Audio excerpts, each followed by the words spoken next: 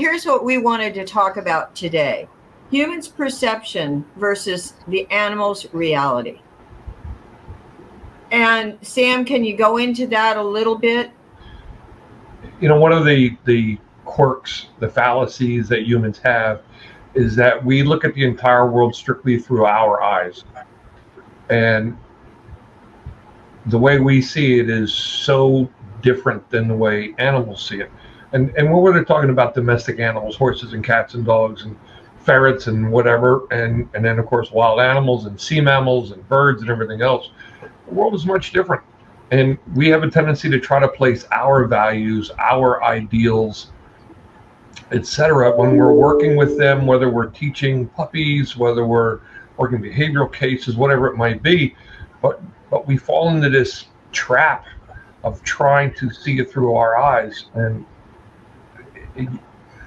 if you don't learn to see the world through their eyes, if you don't learn the language and how they communicate, the chances are you're not going to be able to have as good a relationship, as good a partnership with your animal as you would like. I hear this all the time. Well, I'm calling my dog to come to me, but they're too busy doing something else. Yeah, because what they're doing at the time is pretty cool to them. Or the dog, my dog's digging in the backyard.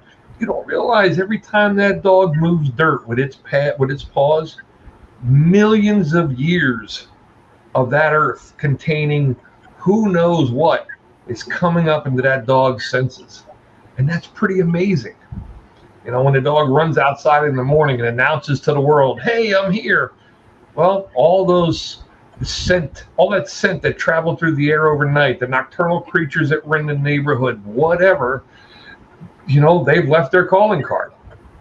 And your animal's going, hey, it's me, I'm here, I recognize you. Those different things. So that's why it doesn't matter what we're working with, doesn't matter the animal.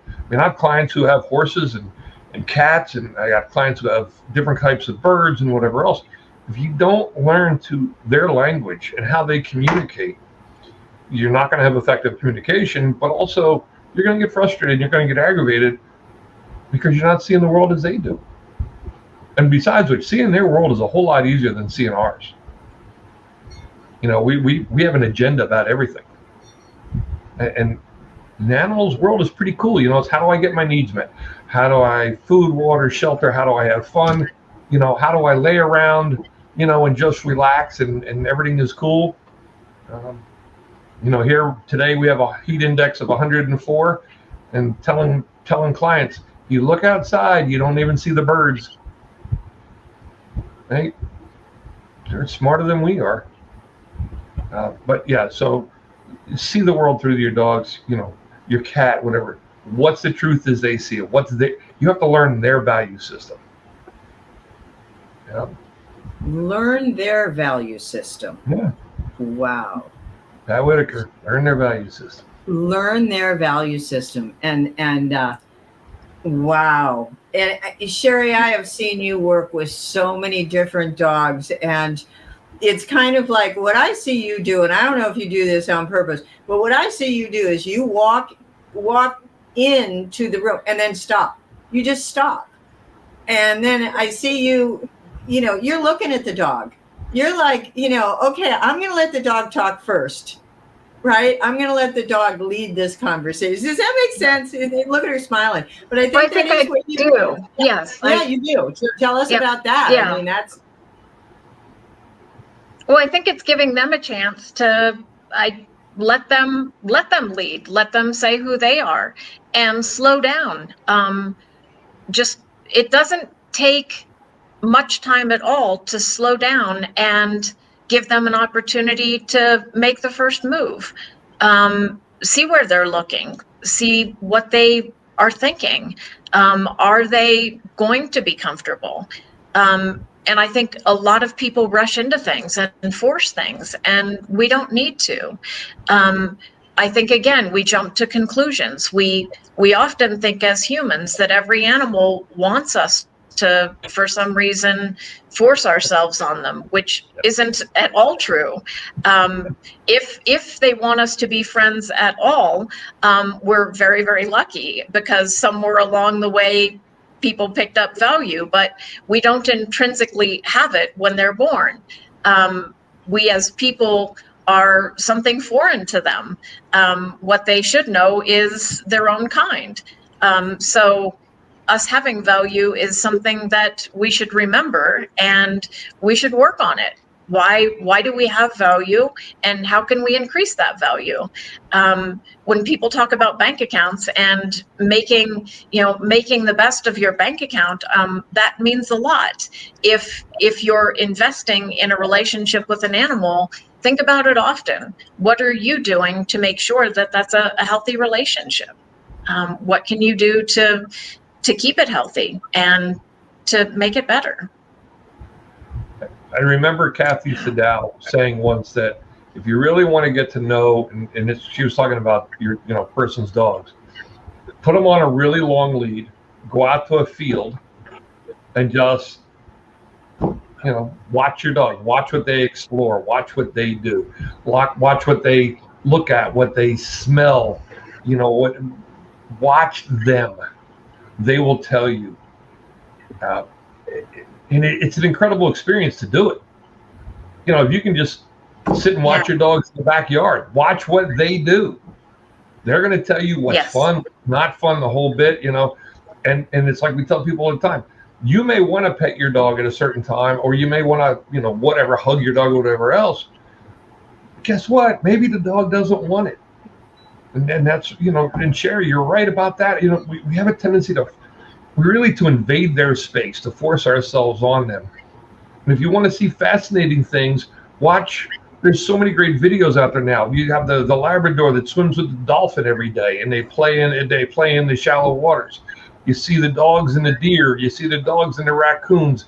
You see the cats hanging out with the fox, and things like that. And the best part is they are all successfully communicating with each other. Right? There's an instinctive language that they all understand. And the only outlier to that is us. Do you think also, because I say this a lot, especially with horses, I say the best trainers are children.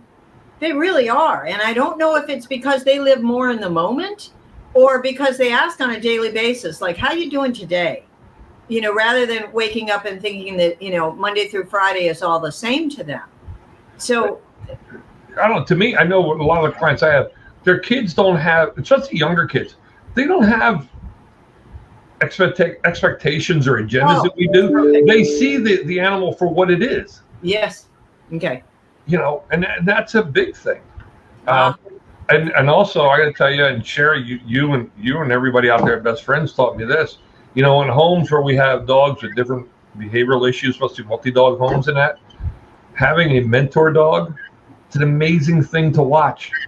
Just stand back and get out of the way. Get out of the way.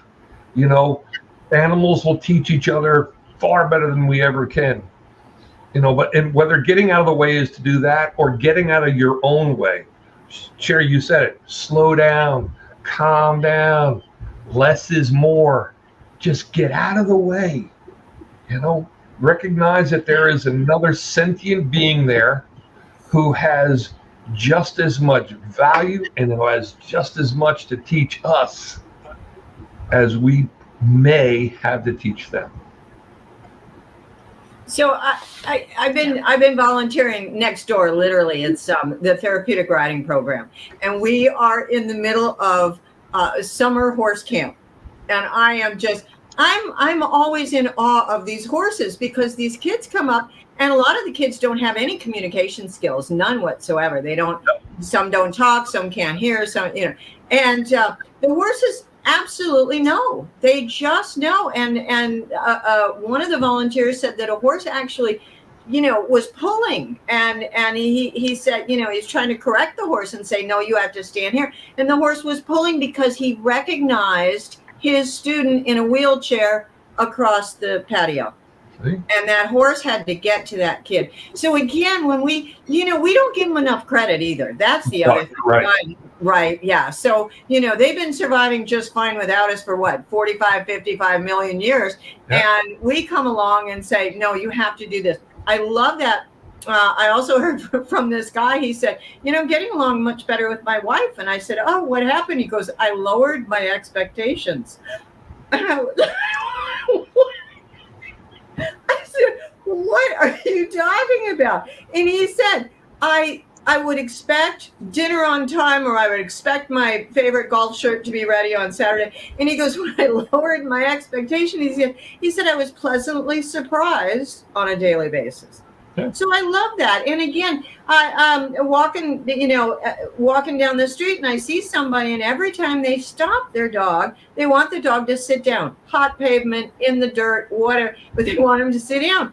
And so again, it's our expectations of what we, our perceptions, our expectations versus their reality. I mean, It's funny you bring that up. I don't even teach a sit anymore. I don't. Good. Yeah. No. Yeah. Yep. Feed without the bowl. I mean, there's a whole lot of things we can do that we, humans are lazy. I mean, I'll say you two don't have to agree, but we're lazy. And so, yeah. And why do you think we feed dogs out of a bowl? Yeah. Why? Because we're lazy. It's convenient for us. Exactly. Wow. And then Sherry and I too, we were talking about cats, and, so we've got cats, horses, and dogs. And again, I think that it's really important for us to be able to, and here I go, what makes you happy? What makes my animal happy at the end of the day? And some animals, it's leave me alone. Yes.